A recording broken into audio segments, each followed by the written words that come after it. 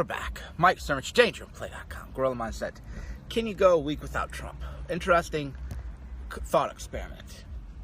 Can you go everywhere I'm reading about Trump all the time, and it's kind of my job, so I have to, but you can't even go to tech sites. And I go, why is it that you can't go in a week without Trump? Here, let me contextualize. As a social experiment, I thought I want to go a week without Trump. Right? I would have to unfollow everybody on Twitter. I couldn't go on the internet. I couldn't go on Facebook. There is no Trump-free safe space.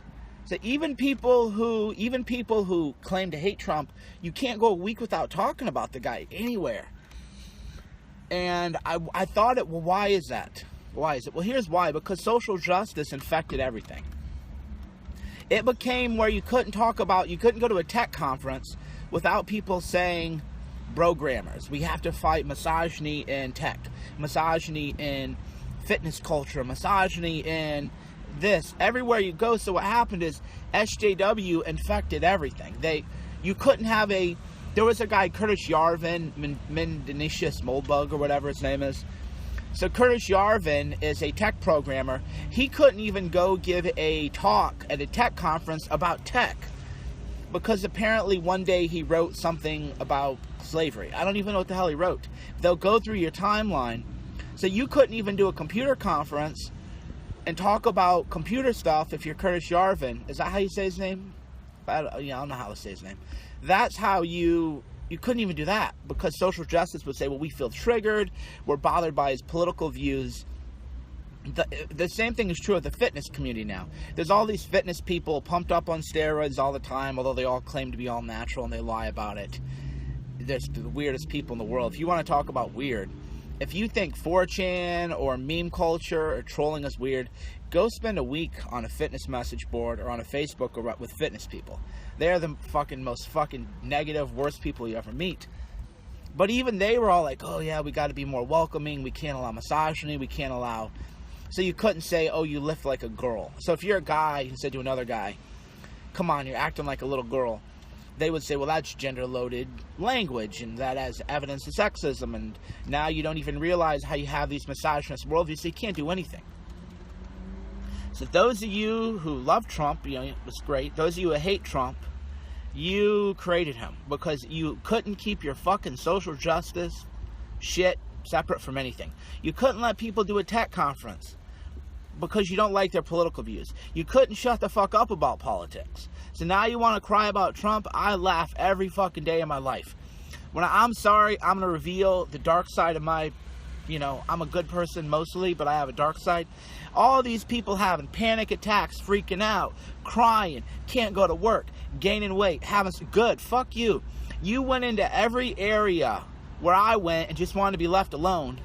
You went into video games, you went into, which I don't even play. I think fucking who plays video games, right? But people just want to play their video games, and they couldn't even play think about it. You're a guy who, you can't get much pussy, you play video games all day thinking, well fuck, at least I'm okay to play games alone here by myself, right? You can't even play video games by yourself. You can't do anything because social justice went everywhere and infected everything. So Trump is the antidote to social justice mindset. So I think it's hilarious. I'm really happy that people are having their days. I hope their lives are ruined by Trump. I'm sincerely glad all these people who are triggered. If you had just kept something separate, if you would just let people have their computer conferences without trolling through their unrelated political ideology, if you would just let people play video games without trying to politicize things, none of this would have happened. Trump wouldn't have happened. So in a way, I thank you. I'm grateful for all of that, because it's a counter reaction. You blocked I blocked somebody who said there's no sound. I block people who tell me there's no sound, because 9 out of 10 times it's a troll. People say, I can't hear you, there's no sound. Right? So I just block people. I block people who tell me there's no sound. It's real simple. Yeah. Because it annoys me. So I'm going to do a YouTube later. No, I know the sound is great. When people come onto my things and go, I can't hear your sound, I don't know, turn your phone up, right? Don't clog my... audio's fine, so I block people. Am I dipping? No, I don't chew tobacco.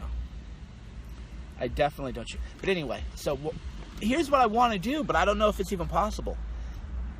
I want to go a week without Trump as a social experiment. And think about it. This is harder than you can imagine. Can you go a week without any news about Trump, without talking to anybody about Trump, without, right? What would you have to do, really? You couldn't go on the internet at all, right? You couldn't go on social media at all. You couldn't watch TV. I don't watch TV really anyway. What would you do, right? You couldn't talk to your friends. Really, it was a weird thing. Well, I mean, Facebook, everybody's talking about Trump all the time. So that would be, so it's interesting to kind of think through this as a thought experiment. Could you go a week without Trump? And the answer is almost certainly you couldn't. If you have a job, your coworkers are going to talk. I mean, really think this through and then think of the socio-political implications. If, like me, I can isolate myself from the world because I'm one of these internet entrepreneur guys, right? So what I could do is I could just log off of Twitter for a week, read books, and I have a very insulated social environment, so I could do it. I could go a week without Trump only because I live a very privileged life in terms of work and everything else. But if you have like a quote-unquote real job, you couldn't go a week. You couldn't go a week without Trump. It's kind of mind-blowing, really. That's why I tell people that I don't need to smoke weed. The real world is already high. If you think deeply about the real world, you're already high AF every day of your life. I mean, think about it. You're just sort of like, it's like, this is like a pothead thought. A pothead thought is, whoa, could you go a week without Trump?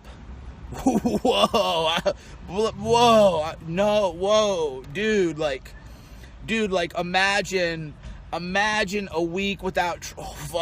Whoa, right? That's real life. You can't go a week without Trump if you live in the real world. And I don't know, it's kind of fucked up, man. It's kind of fucked up. Because you could have gone a week without Obama. You'd have to unfollow everybody.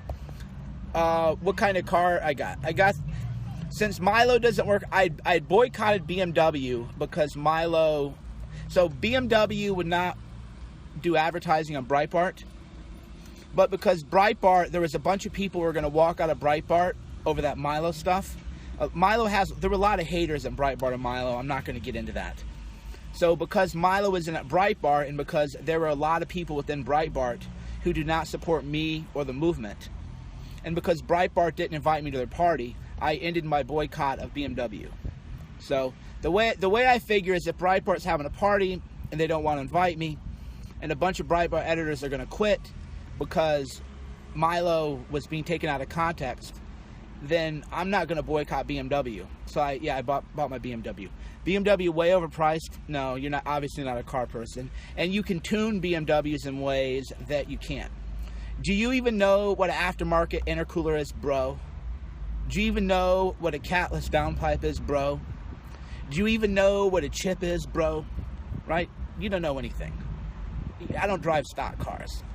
Actually, the best car you can do is you can buy, and of course you buy it used. I don't buy new cars. Let somebody else have the depreciation. You always buy a used car. So it's nice. I'll show you guys. I'll show you the car. This is the interior.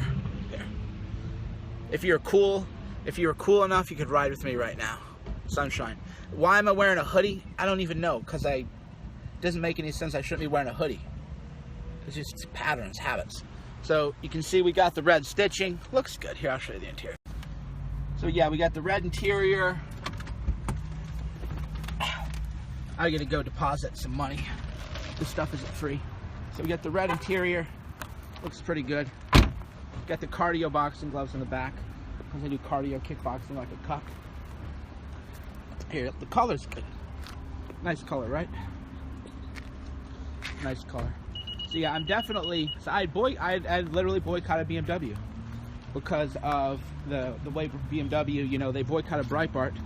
So I figured if BMW is going to boycott Breitbart, then I'll boycott BMW. But if Breitbart wants to boycott me, then that would make me a cuck to not drive the kind of car that I want to drive, right?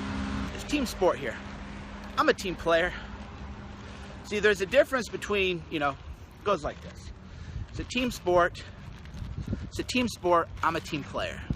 But if I'm a team player and other people don't have my back, then I would be a cuck to have their back. And that's what these guys got to realize. That's how alliances work. If I have your back and I'm helping you and I'm promoting you and doing things for you, and you're not promoting me and helping me and doing things to me, then fuck off, you know? I'm gonna get the car I want to get, and I'm not gonna promote your stuff. Thanks for tuning in. I gotta go deposit money. Did you sell your other car? I sold my other car before I traveled the world. I had a BMW convertible before. I sold it when I went to go to Vietnam, Thailand, lived in Paris, all that stuff. Did I live with Victor Pride? Yeah, I did. All right, I gotta go deposit money, guys. Thanks for tuning in. Mike Chernovich, DangerPlay.com, Gorilla Mindset.